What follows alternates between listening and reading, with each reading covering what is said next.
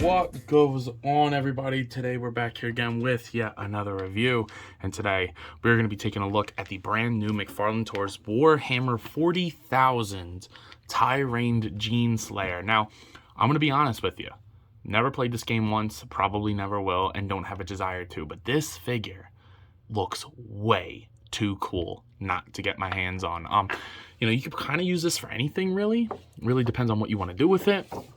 But, you know, he just looks so badass. And for 20 bucks, come on now. That's a given. So I don't know anything about Warhammer. I don't know anything about the character.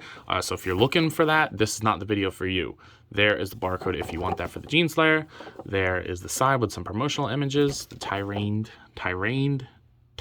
I don't know. Genestealer, there you get some Warhammer art. And the art looks awesome. My box... Thank you, Amazon. Whatever, I'm just going to throw it away anyway. And then get the side. Looks awesome. Top, just a window. But I'm really excited to pop this guy open because it looks awesome. So let's go ahead and do just that. So taking this monstrosity out of the package, I can't put this thing down. I haven't had this much fun with a figure in a long time.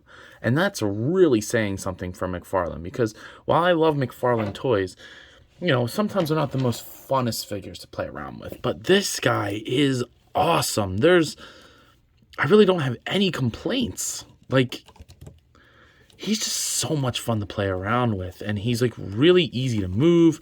None of the joints are super tight. I don't feel like I'm going to break anything. He's not incredibly hard to stand despite his design.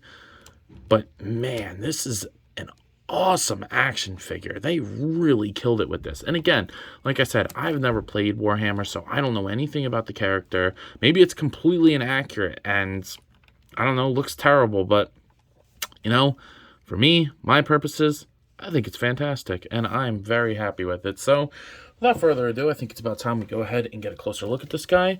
So going in and looking at that head sculpt there, that is mega mind looking gnarliness. It literally looks like venomized mega mind is what I think of. And that is awesome. You get that big cranium, which kind of makes me think he's a smart character, but then it seems like he's an army builder. I kind of do want more of these. I don't know, man. I might have to cop a couple of these guys, like 3 of them, or maybe 4, 1 for each arm. That would be cool. Probably not going to do that, but the yellow in the eyes look great. The teeth on the in the mouth, like with the paint, there's like a glossiness to the tongue, which looks very, very cool. And then this like blood, like purple, almost looks like wine, looks amazing over the whole thing. And that carries through into the body, which you can see right here. You know, you get that like sternum, like the armored sternum, some of the clavicles, and then like I guess a rib cage, if that's what you call it. I mean, I don't know what this would be. There's really no bones other than like your spine down here. This is your lower lumbar. So I don't think this guy follows human anatomy. So obviously he doesn't follow human anatomy. So, but it looks really, really good. That wash is simple, but it does a lot. I think a black wash over the white on this guy would have been like magnifique, perfect. But you know, in these grooves, like the muscle striations, a little bit on the hand would have been nice, but you know, not completely necessary. And then you can see that he's pinless, or seemingly.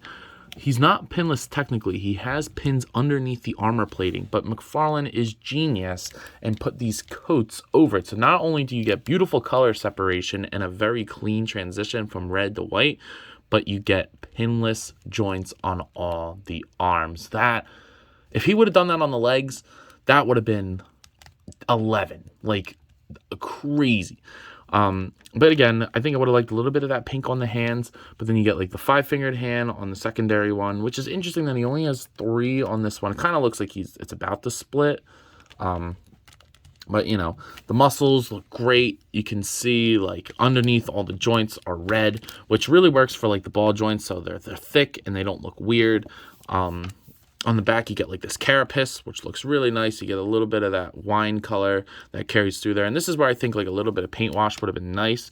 But the sculpt actually carries it pretty well. And, you know, when he's crunched up, like, I don't know, maybe he like goes into a ball. Kind of looks like he does.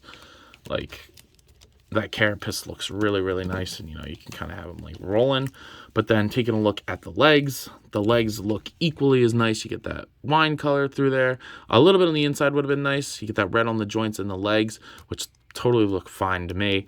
And then you get the ankles, or the feet, like that look great with the red claws.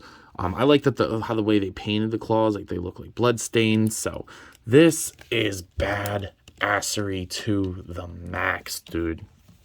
Like, I think just a little bit more of that pink, like on the top of the feet and the hands and the inside of the thigh, would have been nice. But I think they do enough that where it doesn't really bother me that much. Like, I don't even know what to do with all these hands. It's crazy, dude. This is a crazy design, and McFarlane nailed it on it. Oops, just going over it real quick. For accessories, he doesn't come with anything. He comes with this stand, which is poo-poo. I don't care about that at all. So what are you going to do? But let's take a look at his articulation, because there's a lot to go over here.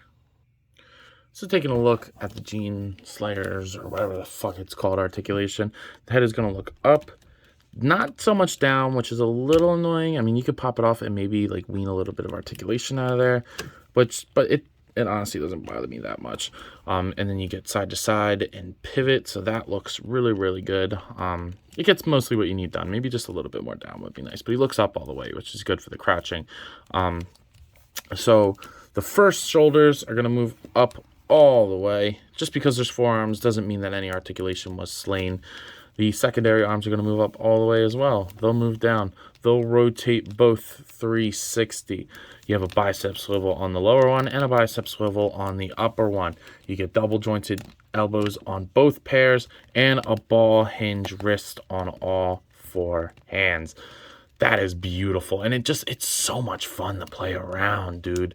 Almost makes you wish this guy had 6 arms. Like, that would be gnarly. Hasbro, take notes for 6-arm Spider-Man. This is how you do it.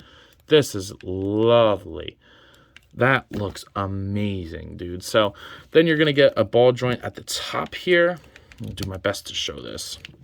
A ball joint at the top that doesn't really do much, maybe a little bit of motion. Oh, that actually does a little bit of crunch. But the bottom joint is just an open ball joint, so there's nothing restricting it. So it goes all over the place. You can get them to crunch like it'll pop off, but it's okay. It's just a ball joint. You can get him to crunch like all the way down, almost like his own wiener. Which, I guess, addressing the elephant in the room while we're at it, I mean, that looks like a dick. So, you know, what are you gonna do? I kind of wish that the design made it go the other way, but I'm assuming that these guys can like roll in a ball. If you know anything about the characters or what they do, let me know. I'd really like to know. The hips move outwards this far, so full splits. Down, he'll kick forward. He basically can go all the way around with his leg. He's not going to have a problem. He has a full-on thigh swivel, and it's hidden beautifully with like the red plastic. Double jointed knees that go that much. I wish they could straighten a little bit more, but I don't think that's the character's design, so it's not McFarlane's fault. And then the ball joint goes down, up.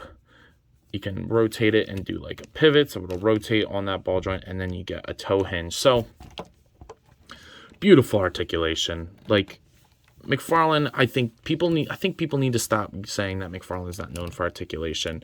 This proves way otherwise. So, I mean, I don't have any problems with the articulation on this guy. That's a shocker to say, because usually you get like, McFarlane Toys, and they're pretty articulated, but then you're like, oh, well, I wish it had this, or I wish it didn't have that. But no, that is a beautifully articulated figure. And I just want to say that the light catches the sculpt so well that it doesn't even, like, sometimes I think it needs a paint job, but then other times it really doesn't look like it needs it. So I don't know. But anyway, he looks and moves great. Now, not only is he beautifully painted, beautifully sculpted, and magnificently articulated, he's also a decent size. Here he is next to the brand new McFarlane Toys DC Multiverse Batman The Dark Knight Returns, and he like has a whole head on him. And he's wider, which is crazy, because you would think with this much plastic that this would not cost $20. This cost $25. This cost $20. You can see the difference. And, you know, what are you going to do? There's no comparison there, guys. McFarlane is killing it on the price point front. So the size is just completely, reasonable for the $20 price point. So while it's no secret, there might be a couple of you out there asking, yo, Ant, what are you thinking of this figure? And guys, It is wild. Like, I knew I would like this toy, but I didn't think I would like it as much as I do. He is just so much fun to play around with, and I haven't put him down since I got him. I've been trying to study and write some notes and things like that, and I just keep him in my hands, like on my desk, because he's just that much fun.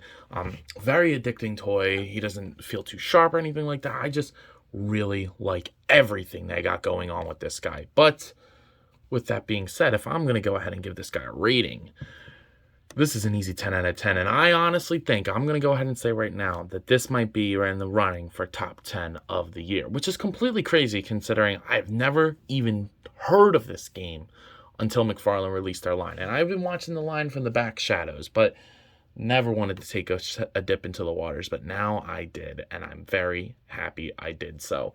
But with all that being said, I believe that's all I got for today. So if you have not already, please do yourself the favor and me and like, comment, subscribe to the channel. It's greatly appreciated when you do so. If you're not already, please be sure to follow me on Instagram and TikTok. I have a lot of fun over there on TikTok, so I think you guys will too. But I have to ask the question, as always, you coppin'? Let me know. I'll see you guys later. Peace.